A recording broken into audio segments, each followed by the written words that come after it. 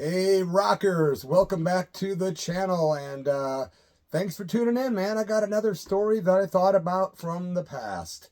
This one is going back to the year 2002 and involves myself opening up for the band Breaking Benjamin when they played in Bloomington, Illinois at a club called Daddios. And at the time, of course, I was a DJ on a rock and roll station called WIHN 96.7 iRock, based in Bloomington, Normal, Illinois, and was there for several years from 6 to midnight. Reverend Moody hosting the Church of Rock radio show.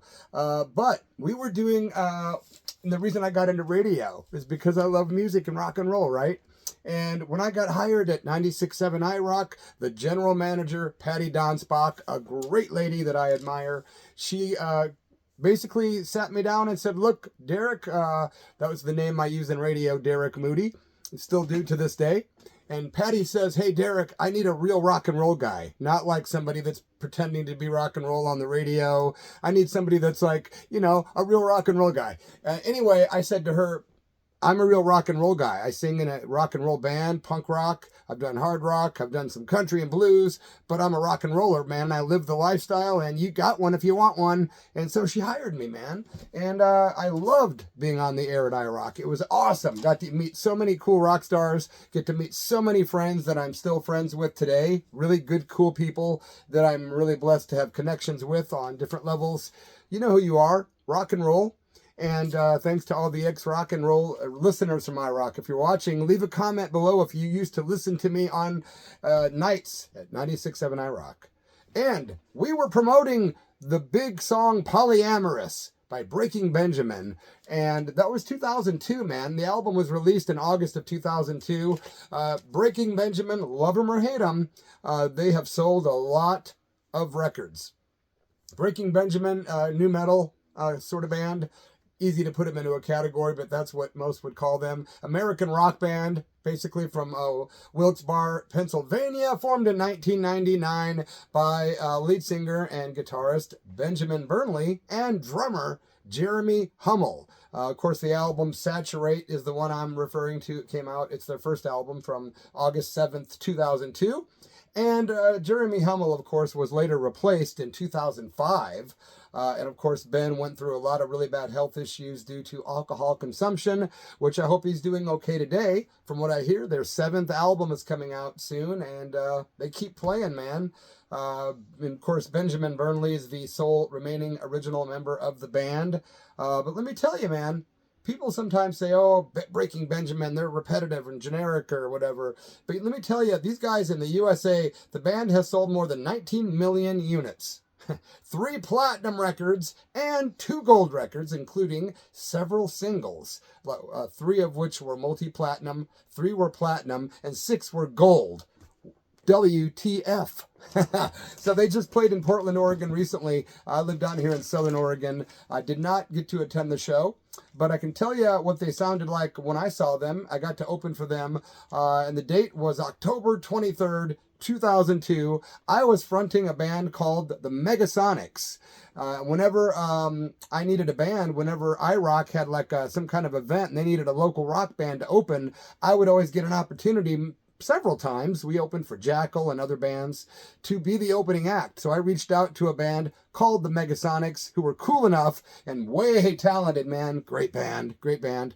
They wrote the song Dive Bar Superstar, which some of you might know. If not, you can check it out on YouTube. The MEGASONICS, Dive Bar Superstar. You'll hear it once and be back for more. It's an instant classic. The band rules.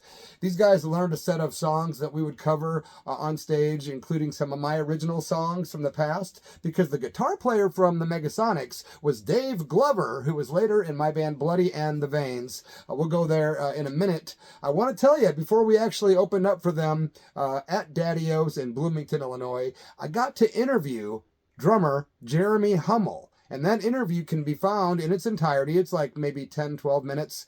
It's on my other channel, The Church of Rock, all one word. And you can go there, please subscribe, and you can check out the interview with Jeremy Hummel from Breaking Benjamin. It's a nice little chat. Couple of revealing things in the interview that you might dig. And yeah, I'm encouraging you to do just that. Let me tell you, man, the guys were on the Miller Side Door Tour is what it was. It was heavily promoted by iRock, almost as if these guys were the next big, huge band. And I kind of really almost didn't understand why we were promoting them so much. But now looking back and looking at how much success these guys have had, you can't, numbers don't lie. And no matter what people say about them, they have a big fan base. And I gotta say, when we opened up for the band, I didn't know what to expect live. I liked them. I'm not gonna say that I became a mega fan of Breaking Benjamin. That would be a lie. But I didn't dislike them. They were good. They were heavy. They had a crunchy, grindy sound. But it wasn't anything that I would be like throwing myself at or going out to buy the album, to be honest. But fair enough. I worked in radio, so I would get free copies if I wanted it. I wouldn't have to buy it. Anyway, cheers to that. But Megasonics and I got together and said we were going to open, and it was heavily promoted all over the radio with tons of commercials, me interviewing Jeremy Hummel. It was like a spotlighted evening interview with this, rock star of this band with the new song Polyamorous, which was a pretty big hit in the States. And the interview went good. Jeremy expressed pleasure at being a rock star and how he had recently met the Stone Temple Pilots, and it blew his mind because he had recently seen them play, and then now here he was opening for them. So those guys hit success pretty quickly, just a few years after beginning. The other information I do have about the band, not too much really. Didn't make a lot of notes on the band because I figured let's go right in to telling you about the gig. The show we did with the band. It was a lot of fun, man. It was a sold-out event at Daddios, which is a small club on Main Street in downtown Bloomington, Illinois. And I think the capacity was 750. It could have been 650, but I think 750. But between those numbers, it was definitely packed wall to wall. Great time. Everyone was drinking and partying. I was drinking, but trying to keep it under control because back then I would get out of control with the drinking, and I had a big problem with it. So it was one of the nights I kept it together, and I actually impressed my program director enough that it brought him to tears when the Megasonics and I covered Roadhouse Blues by the Doors. Yep, he literally after the show, he came up and hugged me. He said, I had no idea you had that kind of talent. And I'm not, blowing smoke up my own you-know-what. I'm just telling you what transpired that night that I remember. And I remember the staff was proud of us for rocking the Megasonics. Man, I'm not worthy. Dave Glover on guitar, Kevin Gray on guitar and vocals, and of course Dave Glover on vocals too. Backing vocal, great vocals. And John Masaglia on bass, and I don't remember the drummer. I'm sorry if you're the drummer of the Megasonics. Leave a comment and call me names for not remembering your name. But the band rocked that night. We did my Black Little Heart, which was a song that the Veins had that I was in, that had got radio airplay back in 99, 2000. We did my Black Little Heart. I think we did Bad Reputation by Joan Jett. We did These Boots Are Made for Walking, some Iggy Pop and Blondie covers, that kind of thing. It was a really receptive audience. People knew who I was, not as Bloody Mess, the punk rock singer, but they were the radio listening audience, so they knew me as Derek Moody and the Megasonics. Pretty trippy, complete different personality thing going on there. Anyway, when Breaking Benjamin performed that night, they did do their song Polyamorous, which the crowd delighted to. Everyone was there to check these guys out. They had a strong following that night. Lots of people into the band. They did a lot of cool songs, including Phase, Wish I May, Medicate, Water, Skin. They did Natural Life, Home, Sugarcoat, Next to Nothing, Shallow Bay. I think that's about their set, including Polyamorous. They were good. They definitely gave them people their money's worth. When the show was over, the place cleared out after a while, and a lot of the crazies were still left around, the big drinkers, and I started pouring on the juice. And Breaking Benjamin's lead singer and guitar player, of course, Benjamin, while they were on stage, was very intense. Great guitar player, good front man, good vocalist. I really dug their performance. They had good energy. They were professional. Again, but they weren't as flashy kind of stuff that I'm normally into, but I got to give it to them. They were a good band. Solid. Again, you can have your opinion. You can leave it in the comments. Please subscribe to my channel and give it a like if you liked the video. The band was cool, and after the show, this funniest thing happened.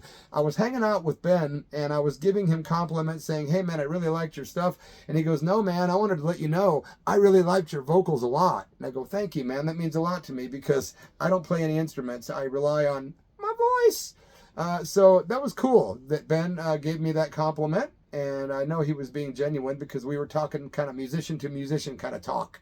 And we were up at the bar drinking. And later on, of course, he had problems with booze, as did I throughout my life. And we decided to get a photo together, a photo op, Reverend Derek Moody from the Church of Rock radio show with, of course, Benjamin from Breaking Benjamin, right when we were getting ready to snap that drunken photo, and we were in the great spirits of the spirit of rock and roll.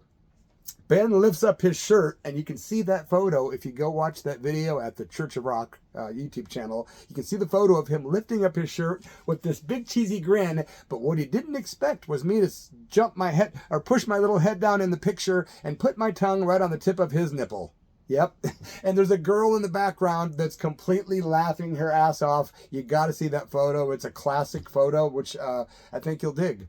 But my friends, it was a good gig. The Megasonics and I had a great time that night opening for those guys. I had no clue they would go on to be the kind of band that was just sell multi-platinum records for the next, up until now.